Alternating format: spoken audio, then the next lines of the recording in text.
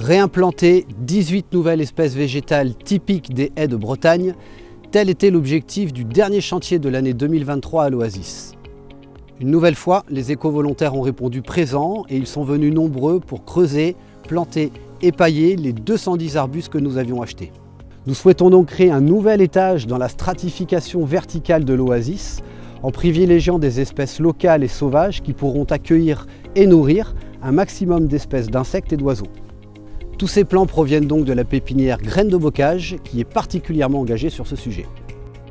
Pour identifier au mieux les espèces à privilégier et la quantité de plants à commander, j'ai bénéficié de l'expertise de Louis Diard.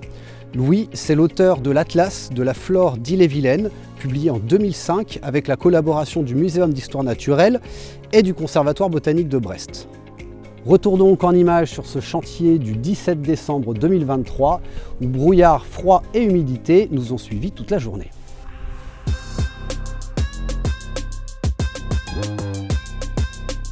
Nous avons en magasin de la viorne aubier, de l'ajonc d'Europe, du sorbier des oiseleurs, du sureau noir, de l'églantier, de la bourdaine, du poirier sauvage, du pommier sauvage, du troène commun, du houx, de l'aubépine monogyne, du cornouiller sanguin, du genêt à balai, du tilleul à petites feuilles, du cormier, du frêne commun, du fusain d'Europe et du fragon.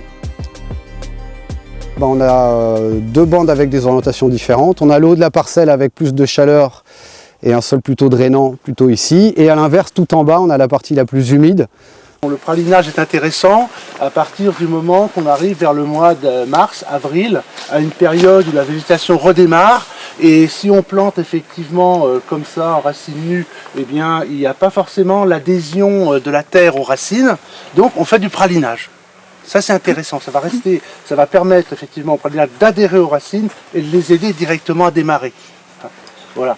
Mais à cette saison-ci, vu les conditions humides qu'on a eues, c'est pas opportun. Voilà. Eh ben, tu viens de nous faire gagner 2 heures. Merci Louis.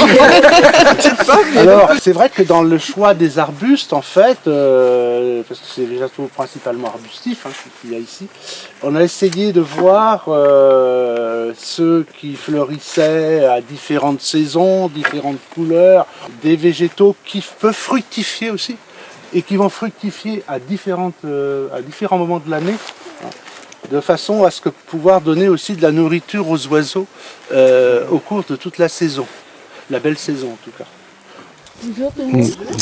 Donc Tao qui tient une pépinière à Bru qui s'appelle Florideo. Tao comme Louis, spécialisé et passionné par les essences sauvages, locales. Et Tao surtout s'intéresse beaucoup à l'étage herbacé, donc les petites plantes à fleurs. À ma taille. Pour la taille des trous, vous voyez en gros, j'en ai dire 30 par 20. Pas besoin de faire des gros trous. Il y a quelqu'un qui est dessus avec la valise et la paire de ciseaux qui est là.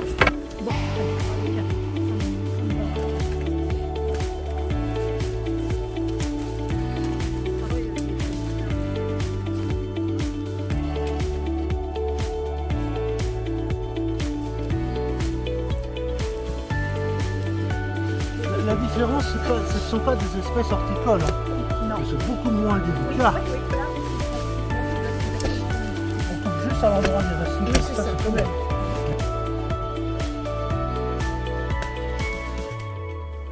Il n'y a pas que de l'églantier là-dedans. Non, il y a du frêne, du schizo. Ouais. Ça c'est du frêne. Ouais. Il faut les mettre là. Alors ceux-là, il faudra qu'on les mette plus vers le bas.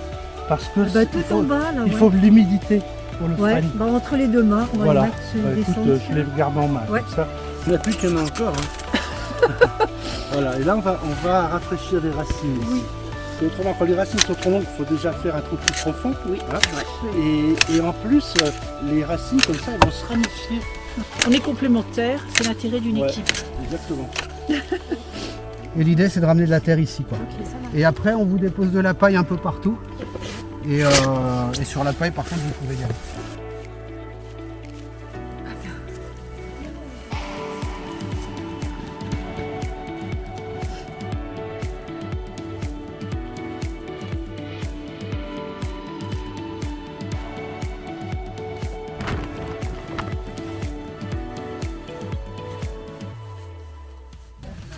Ça va?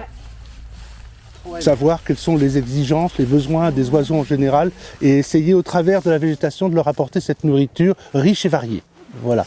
Et aussi d'avoir l'entretien derrière qui permet, comme les pruneliers par exemple, d'avoir des ramifications assez importantes qui facilitent la nidification et qui les préservent un petit peu aussi des prédateurs. La diversité de la flore participe largement à la diversité de la faune. Voilà, c'est ça les grandes lignes qu'il faut retenir.